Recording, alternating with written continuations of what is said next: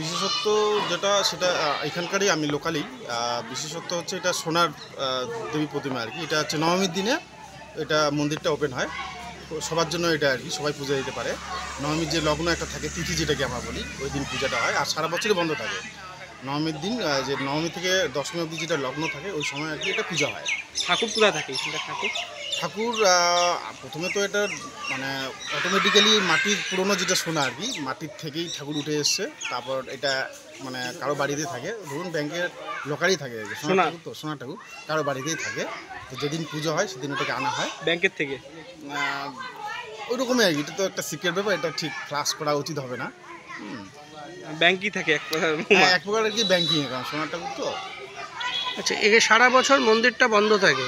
সারা বছর মন্দির বন্ধই থাকে নবমীর দিন। তবুও তো লোকজন আসে দেখতে। একদম একদম একদম। বাইরে থেকে নমস্কার প্রণাম করে। হ্যাঁ, বাইরের থেকে আসে না, ভিতরে এখানে লাইন করে পুজো হয়। সবাই ভিতরে ঢুকে, ব্রাহ্মণ থাকে, যার যেটা মনোকামনা সেটা বলে, আর সেটা পূরণও হয়। এই ঠাকুর খুব জাগ্রত আর কি। পুজো উপলক্ষে কি হয় নবমীর দিন এলাকায়?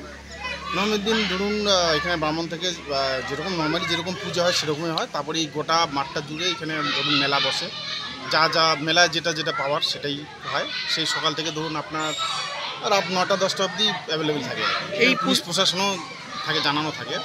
এই বিগ্রহের ইতিহাসটা কি, কিভাবে পাওয়া গেল ওটা? এটা ইতিহাস, এটা নাকি এই পিছনেই যে জঙ্গলটা রয়েছে আর কি, ওইখান থেকেই আর কি ঠাকুর প্রতিমাটা এসছে। একজন ছিল, ঠিক এই মুহূর্তে আমার নামটা মনে পড়ছে না, ওনাকে নাকি মা বলেছিলেন যে আমাকে এখানে একটা মন্দির প্রতিষ্ঠা করে দিতে। মানে স্বপ্নদেশ পাওয়ার পরই মন্দির পায়। একদম একদম একদম। কি নাম আপনার? আমার নাম পিনাকি রঞ্জন রায়।